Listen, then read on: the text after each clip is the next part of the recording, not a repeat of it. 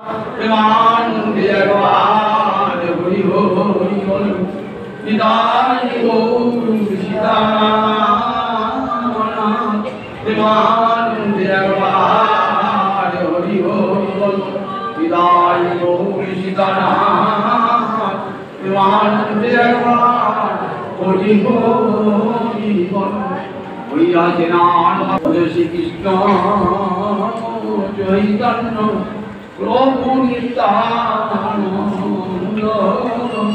श्री अद्वैत गदाधर शिवाचार्य गौरी भक्त समवेत भक्तबिंदे चरणे आमार कोटि कोटि दंडवत प्रणिपात। गत रविवार रामचंद्रेर जन्मतिथि छिलो किन्तु प्राकृतिक दुर्योगवशत ओई दिन आसते पारेन एवं आपनादेर राम कथा शोनाते पारेन। आज आपनादेर सेई रामचंद्रेर कथा शोनाबो आबार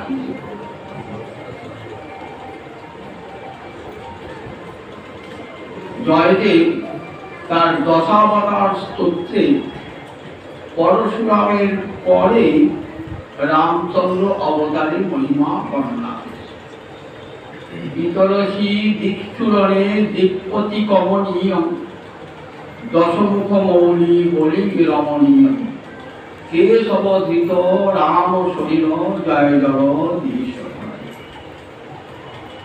वितरसी माने वितरण करছে, दिक्षु माने दिके दिके, दिक्पति कमनीय दसटा दिके दसटा दिक्पाल आछे दिक्पति कमनीय ताहले आकांक्षित दशमुख मौली बलि अर्थात दशमुख माने रावणेर 10टा मुख, मौली माने माथा, बलि माने उपहार। रामचंद्र रावणके बध करे तार 10टी माथा उपहार दिয়েছেন কাদিকে 10টি দিকপালকে। 10 দিক 10টা দিক पूर्व पश्चिम उत्तर दक्षिण ईशान अग्नि नैऋत वायु पूर्व 10 दिके भगवानेर 10टा अंश आछे ताहले कि बोले दिक्पाल 10 दिक्पाल बिराट समय 10 दिक्पालेर भोन बोले पुष्प दिक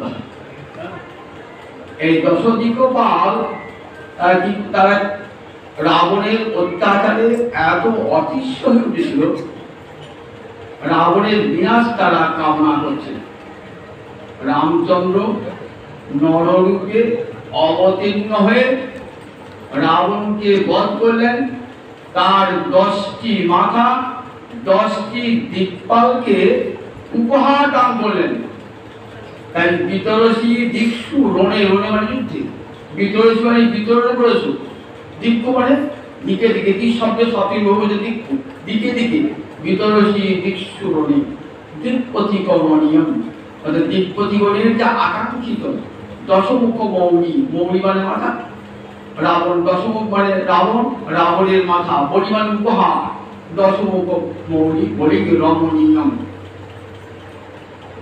কেশবধিত রাম শরীর জয় জগদীশ্বর।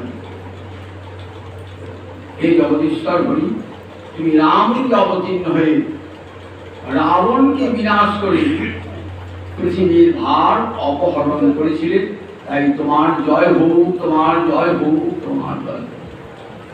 আপদাং অপহর্তারং দাতারং সর্বসম্পদাং লোকাভিরামং শ্রীরাম গো গো নমাম্যহম। রামচন্দ্রের প্রণামে কি বলা আছে? আপদাং অপহর্তারং, যত যত বিপদ আসুক না কেন একবার রাম নাম করলে সব বিপদ দূর হয়ে যায়। আপদাং অপহর্তারং দাতারং সর্বসম্পদাম, যদি ধন ঐশ্বর্য চান রাম নামে ধন ঐশ্বর্য লাভ হয়ে যায়। লোকাভিরামং, সমস্ত লোকের আনন্দদায়ক। রাম শব্দ অর্থ কি? রময়তি যশ, অর্থাৎ যিনি সকলকে আনন্দ দান করেন, যে ভগবান সেই ভগবানের নাম রাম। ভগবান তো আনন্দ স্বরূপ, কিন্তু আনন্দ স্বরূপে অবতীর্ণ হলেন রামচন্দ্র। রমেয়তি রাম, তাই লোকাভি রাম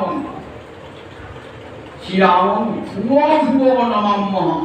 ভুয়ো ভুয়ো মানে বারবার তোমার চরণে প্রণাম জানাই। হে দাশরথী দশরথনন্দন সীতাপতি, তোমার চরণে বারবার নমস্কার। রামায় রামচন্দ্রায় রামভদ্রায় বিজসে রঘুনাথায় নাথায় সীতায়া পদে। হে সীতাপতি, তোমার চরণে বারবার প্রণাম জানাই। এই রামচন্দ্রের মহিমার কথা শ্রীমদ্ ভাগবতে নবম স্কন্ধে সুখদেব মহারাজ পরীক্ষিতকে শোনাচ্ছে।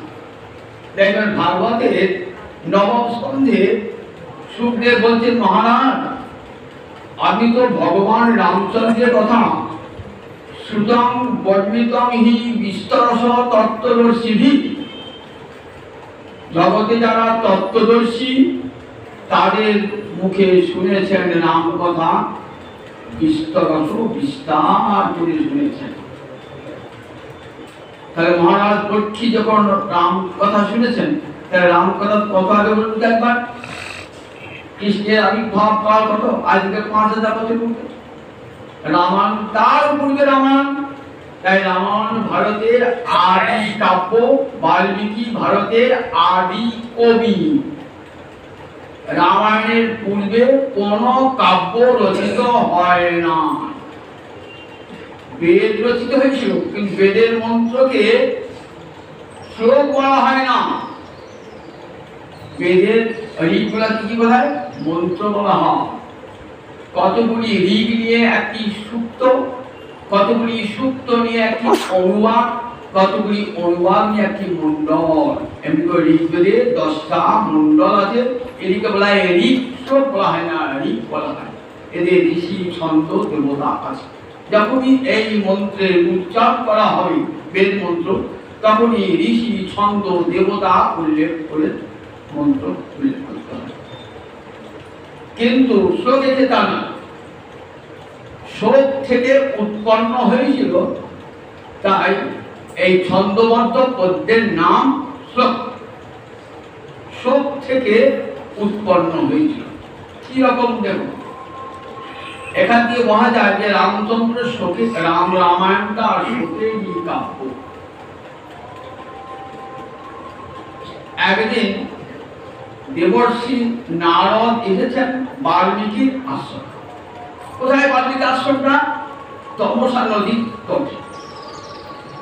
তমসা গঙ্গারই একটা শাখার নাম তমসা নদী। সেই তমসা নদীর তীরে বাল্মীকির আশ্রম।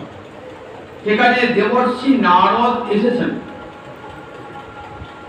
নারদকে জিজ্ঞাসা করছেন, হে দেবর্ষি, জগতে এমন কোন মানুষ আছে, কোন দেবতা আছে যার মধ্যে সমগ্র গুণলক্ষ্মী বিদ্যমান, যিনি সত্যবান, জিতেন্দ্রিয়, রূপবান, ক্রোধে কালাগ্নি সম, বীর্যে বিষ্ণু সম, গাম্ভীর্যে সমুদ্র সম, ধৈর্যে হিমবান সম, এমন কোন পুরুষ, এমন কোন দেবতা পৃথিবীতে আছে? নারদ বললেন, দেবেষু অপি ন পশ্যাম, দেবতাদের মধ্যে এমন কাউকে পাই না যার মধ্যে সমগ্র গুণলক্ষ্মী বিদ্যমান। মানুষের মধ্যে আছে, তিনি হলেন দশরথ নন্দন নরচন্দ্রমা রামচন্দ্র। যা যা গুণের কথা আপনি বললেন, সমস্ত গুণ সহজ সর্বগুণ বেদ কৌশল্যানন্দ বর্ধন। তিনি সর্বগুণযুক্ত, কৌশল্যার আনন্দ বর্ধন। এই বলে দেবর্ষি নারদ রামায়ণের রামচরিত্রে আনুকূল্যিক বর্ণনা করলেন 100 শ্লোকে আদিকাণ্ডের প্রশ্ন। বলছেন, আমি একদিন বৈকুণ্ঠে গেলাম, বৈকুণ্ঠে গিয়ে নারায়ণকে দেখতে পেলাম না, দেখলাম তার পরিবর্তে 4 জন ধনুর্ধারী পুরুষ। লক্ষ্মীকেও দেখতে পেলাম না, তার পরিবর্তে এক অপূর্ব সুন্দরী রমণী। তখনই ভাবলাম এবার নারায়ণ 4ই মূর্তিতে অবতীর্ণ হবেন পৃথিবীতে, আর লক্ষ্মীও আসবেন সীতা দেবী রূপে। বাল্মীকি নারদের মুখে এই রামচরিত্র শুনে চললেন কোথায়? তমসা প্রাতকালে তমসা নদীতে স্নান করতে। সঙ্গে আছেন কে? সঙ্গে আছেন ঋষি ভরদ্বাজ তার শিষ্য। জলের কলসি বসন নিয়ে গিয়েছেন, বললেন নাও আমি এইখানে স্নান করব।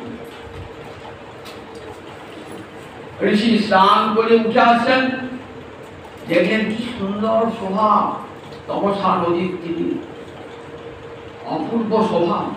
এমন প্রাকৃতিক শোভা, ধরণী যেন একবার রূপ যেন ছড়িয়ে পড়ছে ধরণী দেবী। কি সুন্দর উদার আকাশ, সেই উদার মুক্ত আকাশে দুটো পক্ষী অর্থাৎ চক্রবাক আর চক্রবাকী ক্রৌচ আর ক্রৌচি উড়ে বেড়ায় পরমানন্দে। এক যুগল পক্ষী বিহব যুগল উড়ে বেড়াচ্ছে। চক্রবাক আর চক্রবাকী ক্রৌচ পক্ষের ক্রৌচি। হঠাৎ দেখি ক্রৌচ পুরুষ পাখিটা ষড়যুক্ত হয়ে বাল্মীকির চন্দ্রের কাছে রক্তাক্ত দেহ, যন্ত্রণায় ছটফট করছে, এখন মৃত্যু হবে। ঋষির প্রাণ করুণায় বিগলিত হয়ে গেল। কার এমন নিষ্ঠুর কাজ? এমন সুন্দর পক্ষী পাখা উড়িয়ে কেমন আনন্দে বিচরণ করছিল, কার তো ক্ষতি করে নাই। কে এমন নিষ্ঠুর যে এমনকে হত্যা করবে? কিছুক্ষণ পরেই দেখছেন এক রক্তচক্ষু ব্যাগ এসে বলছে এটি আমার স্বরে নিহত হয়েছে, আমারই পক্ষী। সঙ্গে সঙ্গে বাল্মীকি অন্তর ফুটতে হল, উঠে একটা অভিশাপ দিলেন, মা নিষাদ প্রতিষ্ঠান তমগম শাশ্বতী সমান যৎ প্রঞ্চ মিথুনাদ একম অবধি কাম মহিতং। মা নিষাদ, নিষাদ মানে ব্যাগ, মা মানে না, সংস্কৃতে মা মানে না, অবৈধ। নিষাদ মানে ব্যাগ, ওটা নিষাদ প্রতিষ্ঠান, তুই কোনোদিন জীবনে সুখ পাবি না। তম অগম, তুমি কোনোদিন ভাবি না। শাশ্বতী, চিরকালের জন্য সুখ পাবি না, আমি তোকে বলে গেলাম। তুই কোনোদিন জীবনে সুখ পাবি না। কেন ভাবি না? অপরের সুখকে হরণ করে কেউ নিজে সুখী হতে পারে? যে অপরের সুখকে হরণ করে সে কোনোদিনই নিজের সুখ পায় না, সুখী হয় না। ক্রৌচি আকাশ উড়ে বেড়াচ্ছিল। কি দোষ করেছিল ক্রৌচবতীরা? তুই তাকে হত্যা করলি, তার অপরাধ আছে কিছু? তার সুখটা দেখ, ক্রৌচিটা কাঁদছে, স্বামীকে হারিয়ে ক্রৌচি আকাশ বাতাস ক্রন্দনে মুখরিত। ঋষির প্রাণ চলে যাচ্ছে, সারা আকাশ ফাটাচ্ছে। ক্রৌচি পাখিটা, সেই স্ত্রী পাখিটা, ওই পুরুষ পাখিটার জন্য সারা আকাশ গোটা ক্রন্দন জুড়ে, সারা আকাশ জুড়ে। মান সাদ প্রতিষ্ঠান তমগম শাশ্বতী সমা যৎ ক্রৌচ মিথুনাদ একম অবধি। যুগল পক্ষী তার একটা তুই হত্যা করলি। যৎ ক্রৌচ মিথুনাদ কাম মহিতং, তারা পরমানন্দে প্রেমে মিলিত হয়ে কেমন ঘুরে বেড়াচ্ছিল, তুই তাদের সুখ অপহরণ করলি। সুতরাং কোনোদিন তুই সুখ পাবি না। ভাবছেন আমার মুখ থেকে কি বেরিয়ে গেল? খুব বিষণ্ণ মনে আশ্রমে ফিরে গেছেন, খুব বিষণ্ণ মনে উঠা আছেন। এমন সময় ব্রহ্মা এসেছেন। ব্রহ্মা এসে বলছেন, দেখছেন বাল্মীকি খুব বিষণ্ণ মনে রয়েছে। ব্রহ্মা তো সব জানেন। ব্রহ্মা বললেন, ছোড়ো বাল্মীকি, ছোড়ো ঋষিবর, আমারই ইচ্ছায় তোমার কণ্ঠ হতে এই প্রথম সরস্বতী বাগভারতী বিস্তৃত হয়েছে। তাই কুরু রাম কথাঙ্গে পুণ্যাং শ্লোকবদ্ধাঙ্গে মনোরমা। কুরু রাম কথাঙ্গে পুণ্যাং, তুমি রাম কথা রচনা করো। যে রাম কথা শুনে লোকে সংসার সাগর পার হয়ে যাবে। কুরু রাম কথাঙ্গে পুণ্যাং শ্লোকবদ্ধাঙ্গে মনোরমা। শ্লোকে শ্লোকে তাকে নিবদ্ধ করে রামচন্দ্রের মহিমা তুমি বর্ণনা করো। কতদিন থাকবে রাম কথা? যাবৎস্থাস্যন্তি গিরয় সরিতস্য মহিতলে তাবৎ রামায়ণী কথা লোকেষু প্রচলিষ্যতি। যতদিন পৃথিবীতে সরিত মানে নদী, গিরয় মানে পাহাড়, যাবৎস্থাস্যন্তি গিরয় সরিতস্য মহিতলে মানে পৃথিবীতে যতদিন পৃথিবীতে নদী থাকবে, যতদিন পৃথিবীতে পাহাড় থাকবে, তাবৎ রামায়ণী কথা লোকেষু প্রচলিষ্যতি।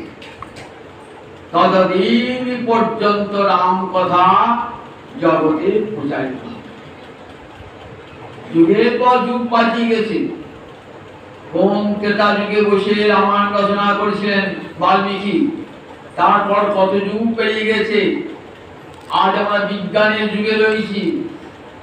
দেখুন, তথাপি সেই রাম কথার কি মহিমা।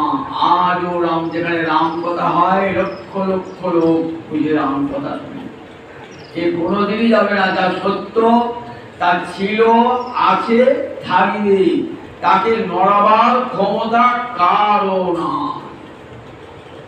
ত্রিষু কালেষু সত্যং, যা তিন কালে সত্য হইয়াছে। রাম নাম সত্য, সেই সীতাজিকেও ছিল, আজও আছে, আবার ভবিষ্যতেও থাকবে। 7 কাণ্ডে রামায়ণ রচনা করলেন, 24,000 শ্লোক। প্রথম কাণ্ডের নাম আদি কাণ্ড বা বালকাণ্ড, শেষ কাণ্ডের নাম উত্তর কাণ্ড। অনুষ্ঠুপ ছন্দে সুন্দর শ্লোকে বাল্মীকি বর্ণনা করেছেন। বাল্মীকি ভারতের তথা বিশ্বের আদিকবি, শুধু ভারতের নয়। আপনারা জানেন সারা বিশ্বের 4টে মহাকাব্য, রামায়ণ, মহাভারত, ইলিয়াড আর ওডিসি, গ্রীসের কাব্য ইলিয়াড আর ওডিসি, এই 4টের মধ্যে 2টো ভারতবর্ষে, রামায়ণ এবং মহাভারত। কত গৌরবের কথা বলতে একবার। আবার ইলিয়াড ও ওডিসি এদিকেও রামায়ণকে অবলম্বন করে রয়েছে। যারা ইলিয়াড ওডিসি পড়েছেন তারা দেখবেন ঠিক রামায়ণের কাহিনীর আদলে ইলিয়াড রচনা হয়েছে। সীতাহরণ নিয়ে যেমন রামায়ণ রচিত, আমরা দেখি সেখানেও হেলেনকে নিয়ে ট্রয়ের যুদ্ধ হয়েছে, লঙ্কার যুদ্ধ হয়েছে সীতাকে নিয়ে, আবার হেলেনকে নিয়ে যুদ্ধ হয়েছে ট্রয়ের যুদ্ধ। এমনি করে দেখিয়েছেন পাশ্চাত্য পণ্ডিতেরা, দেখেছেন যে রামায়ণ সকলের আগে। তাই রামায়ণ আদি কবি বাল্মীকি, আদি কবি বাল্মীকি। নমিয়ামি কবিগুরু তব পদাম্বুজে বাল্মীকি হে ভারতের শিরশ্চূড়ামণি। মাইকেল মধুসূদন দত্ত উল্টো রামায়ণ রচনা করেছে, উল্টো রামায়ণ। একবারে রামচরিত্রকে উল্টিয়ে দিয়েছিলেন রাবণকে। রাবণ আর রামকে, সেখানে রাবণ আর ইন্দ্রজিৎকে বড় করে তুলে ধরেছেন, রামচন্দ্রকে কাপুরুষ দুর্বল তা মানুষ বর্ণনা করেছে। যুগের প্রয়োজন, কিন্তু সীতার চরিত্রটি আর পরিবর্তন করতে পারেন না। তাই 4র্থ সর্গে বলছেন নমিয়ামি কবিগুরু তব পদাম্বুজে বাল্মীকি হে ভারতের শিরশ্চূড়ামণি। কবিগুরু বাল্মীকি, কবিগুরু নয়, কবিগুরু কেন? বাল্মীকি ভারতবর্ষের কবিগুরের চূড়ামণি। আমি তোমার চরণ কমলে প্রণাম জানাই। যখন সীতার চরিত্র অঙ্কন করছেন না, তখন মেঘনাথ বদ্রের কাব্যের প্রণেতা মধুসূদন মনে করেন নিজের মায়ের কথা, আর সীতার চরিত্রটিকে অনুরূপ করতে পারেন না। এই রামায়ণকে অবলম্বন করে কত রামায়ণ যে রচিত হয়েছে তাই হত্যা নয়, কিন্তু মূল রামায়ণ বাল্মীকি রামায়ণ, মূল রামায়ণ হল বাল্মীকি রামায়ণ। কীর্তিবাসী রামায়ণে দেখবেন অনেক কাহিনী আছে যেগুলো বাল্মীকি রামায়ণে নেন। রামচন্দ্র চোখ উঠিয়ে দুর্গা পুজো করেছিল, রামচন্দ্র কোথাও দুর্গা পুজো করেন নাই, আর তার 108টা পদের একটা অভাবে নিজের চোখটা উঠিয়ে দিয়েছিলেন, কোথাও নাই। রাম জন্মার পূর্বে রামায়ণ রচিত হয়েছিল, এই কথা কোথাও হয় নাই রামায়ণ। রামচন্দ্র বনবাস থেকে ফিরে এলেন, ফিরে এসে যখন অযোধ্যার রাজা হলেন তখনই রামায়ণ রচিত হয়েছে। এরকম বহু কাহিনী দেখবেন কীর্তিবাস আছে, আবার তুলসীদাস আছে, কিছু সব মূর্তি অনেক মনোকল্পিত কথা আছে। মূল রামায়ণ বাল্মীকি রামায়ণ পড়ে দেখবেন সেখানে সব কাহিনী নেই। এখানে রামচন্দ্রের দুর্গা পূজাও নাই, আর রাম জন্মাবার হাজার বছর পূর্বে রামায়ণ রচিতের কথা বলা নাই। বাল্মীকি দস্যু রাজাকার ছিলেন এ কথাও বলা নাই। বাল্মীকি ঋষি পুত্র বাল্মীকি। তাই মূল রামায়ণ কি বললে এইসব ভুলগুলি ভেঙে দেন। রামায়ণকে অবলম্বন করে রামায়ণ এত জনপ্রিয়, যার ফলে বিভিন্ন রাজ্যে অঞ্চলে বিভিন্ন ভাষায় রামায়ণ রয়েছে। কিন্তু মূল রামায়ণ সংস্কৃত ভাষায়, সরল সংস্কৃত ভাষায় অনুষ্ঠিত সন্দেহ। সেখানে আমরা দেখি রাজা দশরথ অযোধ্যা রাজা, অযোধ্যাটা কোথায় উত্তরপ্রদেশে সরযূ নদীর তীরে, কোশল রাজ্যের রাজধানী। এই সুন্দর বিরাট রাজধানী, সুন্দর সুন্দর অট্টালিকা, যা মনুদা মানবেন্দ্র নির্মিতা ইয়মপুরী। মানবরাজ মনু তৈরি করেছেন এই নগরী, জ্ঞান নগরী তৈরি করেছেন। সেই নগরীর এত চমৎকারিত্ব, তার কি সুন্দর বর্ণনা দিয়েছেন বাল্মীকি। রাজা দশরথ, যার 10 দিকে রথ চলত, সেটা তার নাম ছিল দশরথ। একবারে পরাক্রমশালী রাজা, 10 দিকে তার রথ চলত। গুণবান, শাস্ত্রজ্ঞ, বেদবিদ, এমন রাজা, সমস্ত গুণে গুণান্বিত রাজা দশরথ। তার 3টি রানী, কৌশল্যা, সুমিত্রা, কৈকেয়ী। 3টি রানী আছেন বটে, কিন্তু 3টি রানীর মধ্যে কেউই সন্তান প্রসব করেন নাই। রাজা অন্তর বিষণ্ণতায় ভরা, এত বড় রাজ্য আমার অবর্তমানে কে এই রাজত্ব চালাবে, এই ভাবনায় দিন রাত বিষণ্ণ হয়ে থাকে। সুমন্ত্র,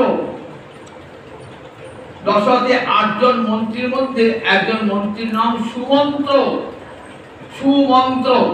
সুন্দর মন্ত্রণা দান করতেন, তাই নাম সুমন্ত্র। দশরথ তাকে খুব বিশ্বাস করতেন। রথের সারথিও তিনি ছিলেন। রামচন্দ্রকে বনে তিনি রথে করে নিয়ে গেছেন, আবার সীতা দেবীকে নির্বাসন তিনি রথে করে নিয়ে গেছেন। সেই সুমন্ত্র বলছেন যে, রাজা, আমি সনত কুমারের মুখে শুনেছি, সনত কুমার তো ব্রহ্মলোকের অধিবাসী। সনক, সনাতন, সনন্দন, সনত কুমার, সেই সনত কুমার তো ব্রহ্মলোকের অধিবাসী।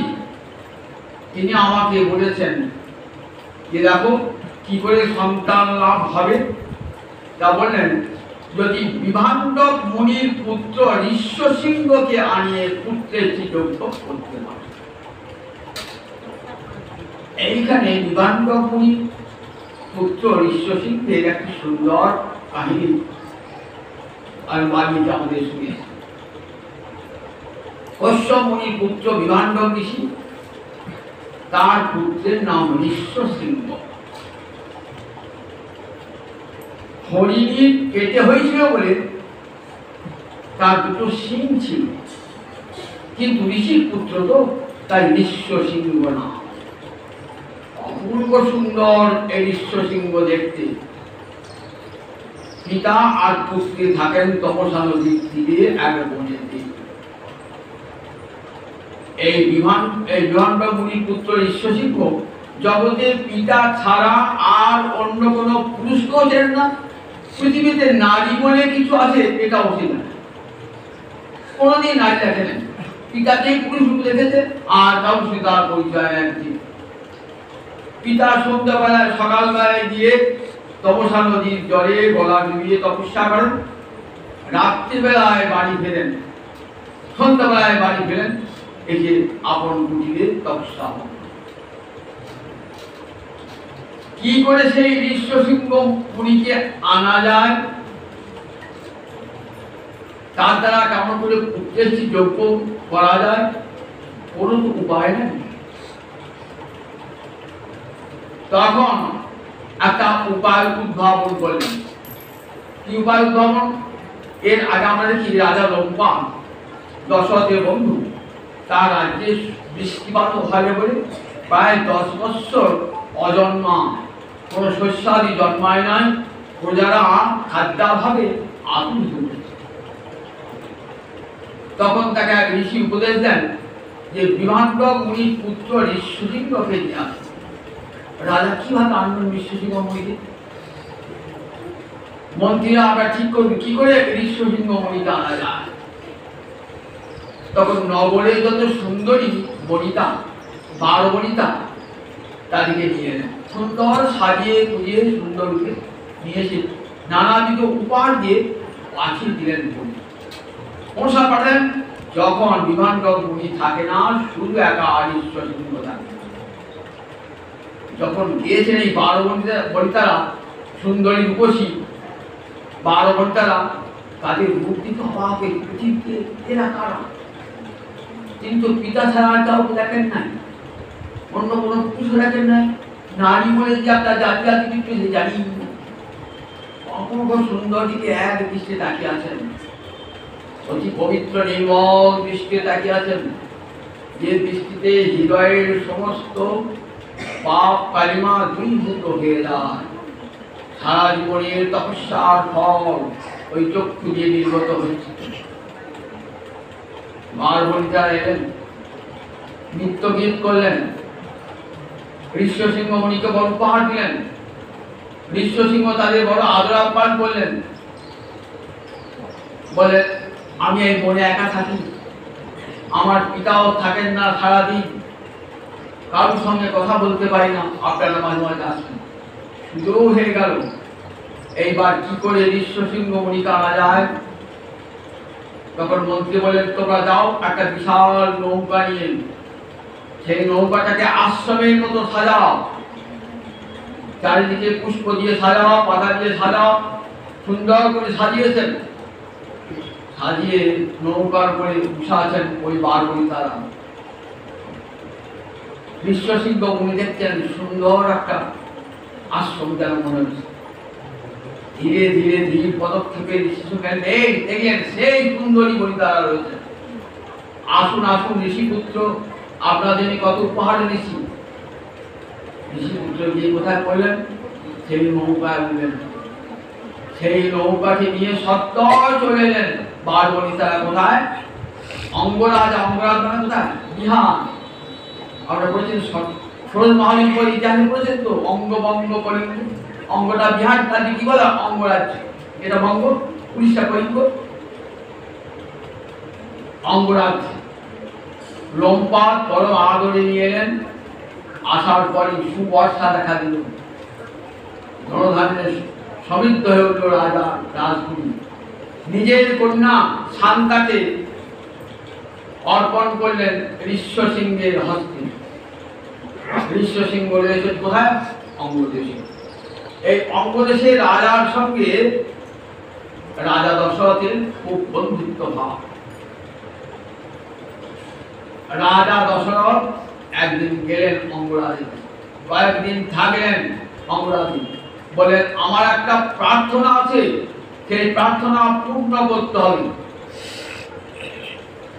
আমার কোনো পুত্র সন্তান নাই, তিনি শরৎকাল বলেছেন ঋষ্যশৃঙ্গকে দিয়ে, আপনার জামাতা ঋষ্যশৃঙ্গকে দিয়ে পুত্রেষ্টি যজ্ঞ, একে বেদের যজ্ঞের নাম পুত্রেষ্টি যজ্ঞ, যে যজ্ঞটা নিখুঁত ভাবে করতে পারলে আজও বন্ধা রমণীর পুত্র জন্মগ্রহণ করবে। সেই যজ্ঞটা কিন্তু নিখুঁত ভাবে করতে হবে। আজ যদি নিখুঁত ভাবে যজ্ঞ করতে পারবে না, ওই যজ্ঞ আপনার কন্যার জামাতাকে আমি নিয়ে যাবো। প্রবল বেশ কন্যার জামাতাকে নিজের দেশে নিয়ে যান। পরম আদরের সিংহকে নিয়েছেন, শান্তাকে নিয়ে এসেছেন। বললেন রাজা এখন আগে অশ্বমেধ যজ্ঞ করো, তারপর পুত্রের স্ত্রী যজ্ঞ হবে। অশ্বমেধ যজ্ঞ মানে বিশাল ব্যয়সাধ্য, রাজার আশা কেউ করতে পারতো না এই যজ্ঞ। 1 বছর আগে থেকে তার প্রস্তুতি। বহু রাজ্যে রাজারা আসবেন, বহু অতিথি আসবেন, তার জন্য ঘর বাড়ি ষড়যুক্তি তৈরি হচ্ছে, বিশাল জায়গা নিয়ে বিশাল হোম কুণ্ড রচিত হচ্ছে। ঘোড়া ছেড়ে দিয়েছেন চৈত্র মাসে, অনেক চৈত্রতে এসেছেন ঘোড়া, সেই ঘোড়া কেউ আটকায় নাই। মহা ধুমধাম করে অশ্বমেধ যজ্ঞ হয়ে গেল। এরপরে হবে পুত্রেষ্টি যজ্ঞ, যে সম্পাদন করবে ঋষ্য সিংহ। পুত্রেষ্টি যজ্ঞ হবে। পুত্রেষ্টি যজ্ঞে দশরথ আহুতি দান করছেন, বেদ মন্ত্র উচ্চারণ করে যথাসময়ে অগ্নিকুণ্ড হতে এক কৃষ্ণবর্ণের পুরুষ উঠে দেন। একটি সোনার পাত্র, রূপোর ঢাকনা দেওয়া, পায়স সাথে করে রাজাকে দিলেন। রাজা রানীগণকে এই পায়স ভোজন করে তোমার সন্তান। দশরথ যজ্ঞান্ত স্নান করলেন। যজ্ঞান্ত স্নান করে, যজ্ঞান্ত স্নান কি অববৃত স্নান, স্নান করে শুদ্ধ হয়ে সেই পায়স 3 রানীর মধ্যে তখন ভাগটা করলেন। বা দেখুন অর্ধেক ভাগটা পায়সে দিলেন কৌশল্যা, বাকি অর্ধেকটা থাকলো, সেই অর্ধেকের খানিকটা অর্ধেকটা দিলেন সুমিত্রাকে। এবার বাকি অর্ধেকটা তো কইকেই পাওয়ার কথা, কইকেইকে দিলেন না, সেটা আবার 2 ভাগ করলেন। 2 ভাগ করে 1 ভাগ সুমিত্রাকে, 1 ভাগ করলেন।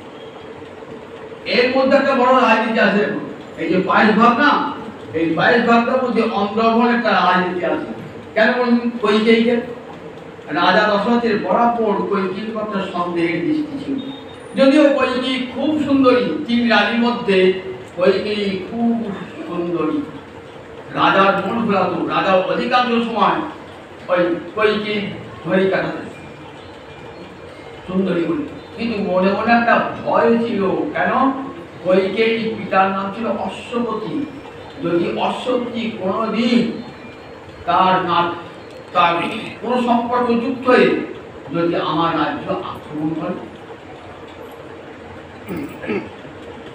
কাজে ভাগের সময় কইকেয়ীকে দিলেন 1/8 ভাগ, কইকেয়ী দিলেন। সুমিত্রা 2 ভাগ পেল, আর কৌশল্যা অর্ধেক ভাগ। এই অর্ধেক ভাগের জন্য শ্রীবিষ্ণু অর্ধেক রূপে, অর্ধাংশ রূপে আবির্ভূত হলেন কৌশল্যার গর্ভে। তথাকালে 12টি মাস গর্ভে রয়েছেন। 12 মাস গর্ভ থেকে কদিন? 9 মাস 10 দিন। তো রাম লক্ষ্মণ ভরতী কোনো গোবিন্দ, ভরতীর তো গোবিন্দই 4 মূর্তিতে এসেছেন। মায়ের পেটে রইলেন 12টি মাস।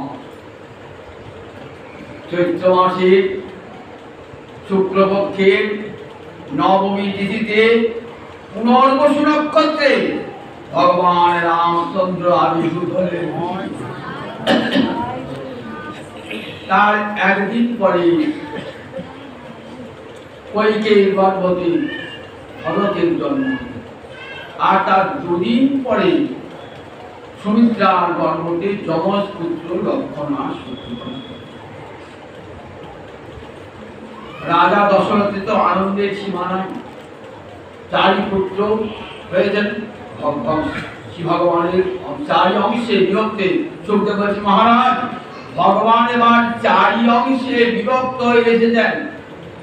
বিষ্ণুর অর্ধাংশ রামচন্দ্র,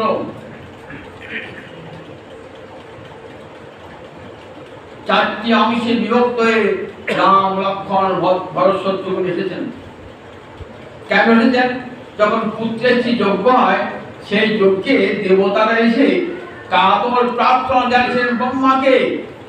বলছেন ব্রহ্মা আপনি এমন বর দিয়েছেন রাবণকে যে রাবণের অত্যাচারে দেবতারা স্বর্গে থাকতে পারে না। যতক্ষণ তার প্রতিবিধান না করছেন ততক্ষণ আমরা এই যজ্ঞ ক্ষেত্রে যাব না। ব্রহ্মা বলেন কোনো চিন্তা নাই, ও দেবতা গন্ধর্ব হতে তার মৃত্যু হবে না, এই বলে আমি দিয়েছি, কিন্তু মানুষের হাতে মৃত্যু হবে না তাকে বলি নাই, ও মানুষের হাতে ওর মৃত্যু হবে। ভগবান আসবেন, নররূপে অবতীর্ণ হবেন, চার মূর্তিতে অবতীর্ণ হবেন, অবতীর্ণ হয়ে রাবণকে ধীরে ধীরে চারিটি সন্তান বৃদ্ধ দিলেন। বাল্মীকি কিন্তু রামচন্দ্রের বাল্যলীলা তাকে বর্ণনা করেন। আমরা কিন্তু আসি রামচন্দ্র মানুষের, রামচন্দ্রের অনেক বাল্যলীলার কথা। রামচন্দ্রের যখন 12 বছর বয়স, তখন বিশ্বামিত্র এসে হাজির, বলছেন দশরথ তোমার পুত্র রামকে আমি এনে দেবো। কেন প্রভু? আমি একটা যজ্ঞ করছি, সেই যজ্ঞে রাক্ষসেরা বিঘ্ন ঘটাচ্ছে, যজ্ঞটা হতে দিচ্ছে না। বলে আমার রাম তো ছোট্ট ছেলে, 12 বছরের ছেলে, কি করে যাবে? কেমন বাৎসল্য সেবা দেব, আমি যাব রামের পরিবর্তে। বলে না, আমি আপনাকে নিতে আসি নাই, আমি নিতে এসেছি আপনার পুত্র রামচন্দ্রকে। বশিষ্ঠ বললেন রাজা, আপনি যদি গুরু, যদি আপনি যদি রামচন্দ্রকে বিশ্বামিত্রের হস্তে অর্পণ না করেন, তাহলে কিন্তু বড় ভুল করবেন এবং তার অভিশাপে আপনি বিনষ্ট হবেন। আপনার কোনো ভয় নাই, আমি নির্ভয়ে বিশ্বামিত্রের হাতে রামচন্দ্রকে। রাম আর লক্ষ্মণ চললেন বিশ্বামিত্রের সঙ্গে। দেখুন এইবার ভারতবর্ষের বন, নদী, জঙ্গল, কত মানুষের সঙ্গে পরিচয় হবে রাম লক্ষ্মণের। সরযূর তীরে এসে স্নান করে বিশ্বামিত্র বলছেন, এসো রামচন্দ্র, আমি তোমাকে একটা মন্ত্র দেব, বলা আর অতি বলা মন্ত্র দান করি। এই মন্ত্রের বলে যে কোনো অস্ত্র চাইবে দিব্যাস্ত্র তোমার সামনে চলে আসবে, তোমাদের ক্ষুধা, তৃষ্ণা, ক্লান্তি থাকবে না, অসামান্য শক্তি অধিকারী। যখন ঢুকছেন বিশ্বামিত্র আশ্রমের নাম সিদ্ধাশ্রম, সিদ্ধাশ্রম আসে, সেখানে তারকারশি ভয়ঙ্কর উৎপাত, গোটা এলাকাকে সে কেমন করে গেছে, অন্ধকার আচ্ছন্ন করে গেছে, যত হিংস্র দানবীয় রাক্ষস সেখানে বিরাজ করছে। তারকা নারী, বিশ্বামিত্র বলেন দেখো নারী বধে এখানে ভিতরে না, কিন্তু রাজা রামচন্দ্র মর্যাদা পুরুষোত্তম, রাজ ধর্মের মর্যাদা তোমাকে রক্ষা করতে হবে, প্রথম থেকে শেখাচ্ছেন। কিন্তু রাজা হবে, নারী বধে কোনো পাপ হবে না। তারকা রাক্ষসীকে বধ করলেন, তার পুত্র মারিচকে কিন্তু বধ করলেন না। মারিচ পরবর্তীকালে মারিচ সঙ্গে আজীবন করছিল। মারিচের প্রতি খুব ক্ষমতা ছিল রামচন্দ্রের। মারিচকে একবার 800 মাইল দূরে বানের গা নিক্ষেপ করলেন, সুবাহুকে হত্যা করলেন। হত্যা করে যজ্ঞ 6 দিন ঋষি মৌন হয়ে থাকলেন, যজ্ঞ সম্পূর্ণ হয়ে গেল। বিশ্বামিত্রের কাজ শেষ হলো, চলো এইবার তোমাকে নিয়ে যাবো কোথায়? মিথিলায় নিয়ে যাবো, চলো সেখানে একটা হরধর্ম আছে, তোমাকে দেখাবো। রাম আর লক্ষ্মণ আসছেন, আগে আগে বিশ্বামিত্র আসছেন, আরো অনেক ঋষিরা আসছেন। এই যেদিন পথে একটা আশ্রম, নির্জন আশ্রম, বিশ্বামিত্রকে জানো এই আশ্রমটা কার ছিল? গৌতম ঋষির আশ্রম ছিল। গৌতম ঋষির পত্নীর নাম ছিল অহল্যা, ব্রহ্মার কন্যা অহল্যা।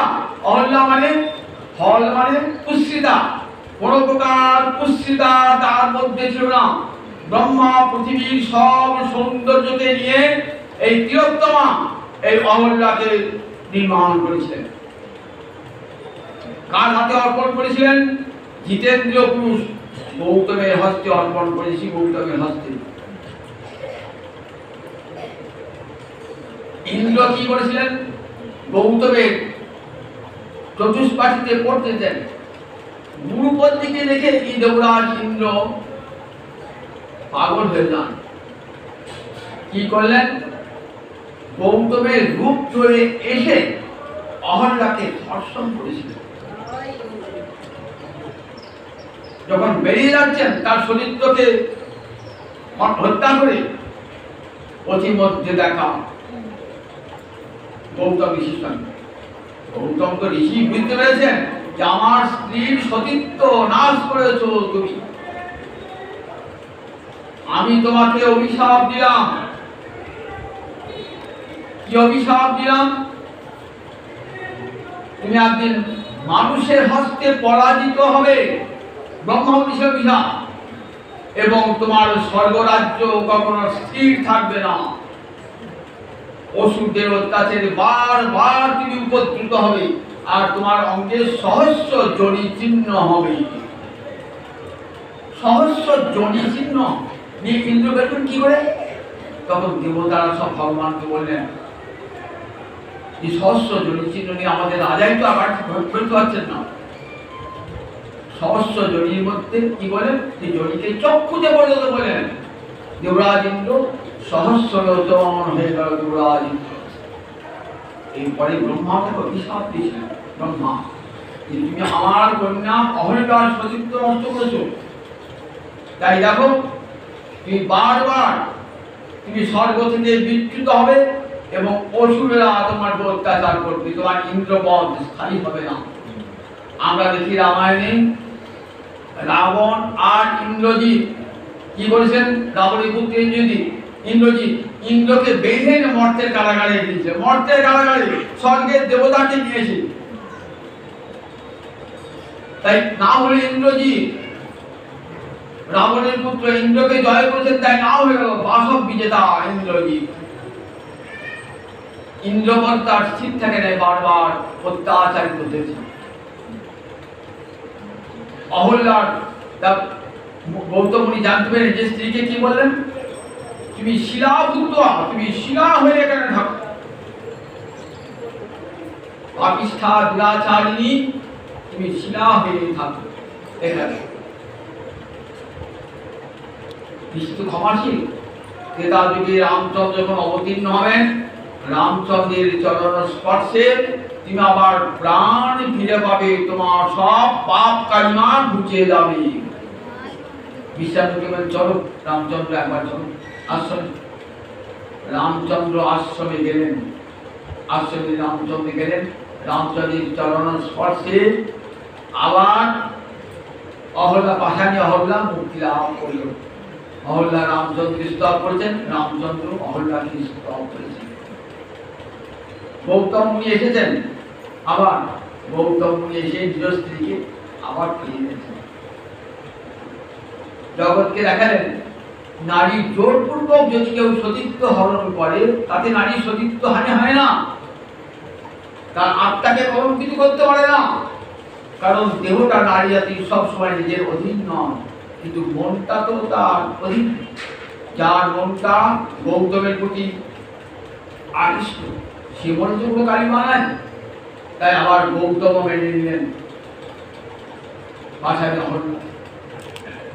দেখুন সীতা হরণের সময় বলেছিলেন সীতাকে বলে তুমি রাবণ তোমাকে করে সাজিয়েছে, আমি তোমাকে গ্রহণ করবো না সীতা উদ্ধার করার পর।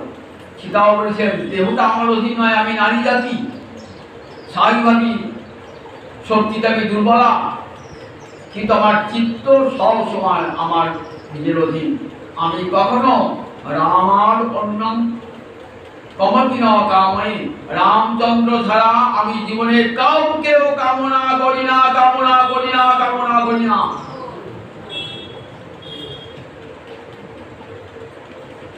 তুমি আমার আমার পবিত্র চরিত্রকে অপমান করলে, দাও আমাকে অগ্নিতে পরীক্ষা করো। দেবর অগ্নিটা চিতা সাজাও, আমি অগ্নি প্রাণ বিসর্জন করব। আমার স্বামী আমাকে জানেন আমি আমার শরীরে আমার কোন নিষ্পাপ আমি, তথাপি আমাকে সকলের সামনে আমার নারীত্বের অমর্যাদা করেছেন, সুতরাং আমি আর ফিরে যাবো না অযোধ্যায়। সীতা রাম নামে রামচন্দ্রের চরণ স্মরণ করতে করতে অগ্নিকুণ্ডে প্রবেশ করলেন, অগ্নি কোলে করে নিয়ে এলেন। রাম সীতার চরিত্রে বিন্দু মাত্র কলঙ্ক স্পর্শ করে নাই। তুমি পরমাদরে সীতাকে গ্রহণ করো। চৈতালিত আছে না, রাবণ যখন সীতাকে হরণ করতে আসে তখন অগ্নিদেব কি করেছিলেন, আসল সীতাকে নিজের কাছে রেখে দিয়েছিলেন, নাকি মায়া সীতা ছায়া সীতা রেখে দিয়েছিলেন। রাবণ সেই ছায়া সীতাকেই হরণ করেছিল। সীতা দেবীর অঙ্গ রাবণ কখনো স্পর্শ করতে পারে? রাধা রানীর অঙ্গ যেমন গোবিন্দ ছাড়া কেউ স্পর্শ করতে পারে না, লক্ষ্মীর অঙ্গ যেমন নারায়ণ ছাড়া কেউ স্পর্শ করতে পারে না, তেমনি সীতা দেবীর অঙ্গ রামচন্দ্র ছাড়া কেউ স্পর্শ করতে পারে না। যেটি পুড়ে গেল সেটি ছায়া সীতা। অগ্নিদেব এনে সীতাকে সীতা নবমীর দিন এই সীতা দেবীর কথা বললেন। এমনি করে সীতার সঙ্গে গেলেন মিথিলায়। মিথিলায় গিয়ে হরধনু, যে হরধনু ভঙ্গ করতে পারবে তাকে সঙ্গে আমার কন্যার বিবাহ। সীতা লুকিয়ে লুকিয়ে দেখছে রামচন্দ্রের কি অপরূপ রূপ। লক্ষিত নারদ বিচিত্র করেছেন, এবার এসেছেন রাম বিপে এসেছেন। লক্ষিত সীতা দেবী তখন 6 বছর বয়স। দেখছেন কি রূপ, সতীরা বলছে দেখ দেখ দশরথ নন্দন কি দেখ রূপ জানো বলে পড়ছে, হাসিতে মধু ধরছে। দেখ দেখালেন হরধনু, শিবের ধনু। সেই ধনুতে বাঞ্জুজার করতে কত রাজা সে ফিরে যেতে পারেন নাই। রামচন্দ্র 12 বছরে কি করলেন, 13 বছর বয়স হয়েছে। রামচন্দ্র কি করেছেন, ধনুটাকে তোলার মাত্রই হাতি যেমন একটু দণ্ডকে মুড়ি দেয় ভেঙে দেয়, ঠিক তেমনি করে ধনুটাকে জয় জয় গায়ে গায়ে রামচন্দ্রের। সবাই রামচন্দ্রের জয় ধ্বনি করছেন। সীতা দেবীর জয় হয়ে গেল রামচন্দ্রের সঙ্গে। জনক বললেন যে না, আমার 4 মেয়ে একসঙ্গে বিয়ে দেবো, আমার ভাইয়ের 2 মেয়ে, রাজা দশরথের 4 পুত্রের সঙ্গে। আর রাম লক্ষ্মণ তো ছিলেনই, আর 2 জনকে নিয়ে এলেন। রামচন্দ্রের সঙ্গে সীতার, উর্মিলা, জনকের আর এক কন্যা উর্মিলার সঙ্গে সীতা লক্ষ্মণের, আর কুশধ্বজ ভাই তার মান্ডবী আর সুতকীর্তি, এই 2 জনের সঙ্গে হয়ে গেল শত্রুঘ্ন এবং লক্ষ্মণের বিবাহ। পরম আদরে অযোধ্যায় চলে গেলেন রাজা দশরথ। পরম আনন্দ করে প্রতিমূর্তি পরশুরাম তার পথরোধ করেছিলেন। পরশুরামের শক্তিকে কেড়ে নিয়ে তাকে হিমবল করে মহেন্দ্র পর্বত পাঠিয়ে রামচন্দ্র। পরশুরাম তার সমস্ত শক্তি, পরশুরাম অবতার তো শেষ, এবার পরশুরাম তার সমস্ত শক্তি, বৈষ্ণবী শক্তি দিয়ে গেলেন রামচন্দ্রকে। পরশুরাম চলে গেলেন মহেন্দ্র পর্বতে। রামচন্দ্র সীতাকে নিয়ে, লক্ষ্মণ উর্মিলাকে নিয়ে, মান্ডবী সুতকীর্তিকে নিয়ে শত্রুঘ্ন অযোধ্যায় প্রবেশ করলেন। মহাসমারোহে রাম সীতা লক্ষ্মণ বিবাহ হয়ে গেল। পরম আনন্দে হয়ে রাজা অযোধ্যায়।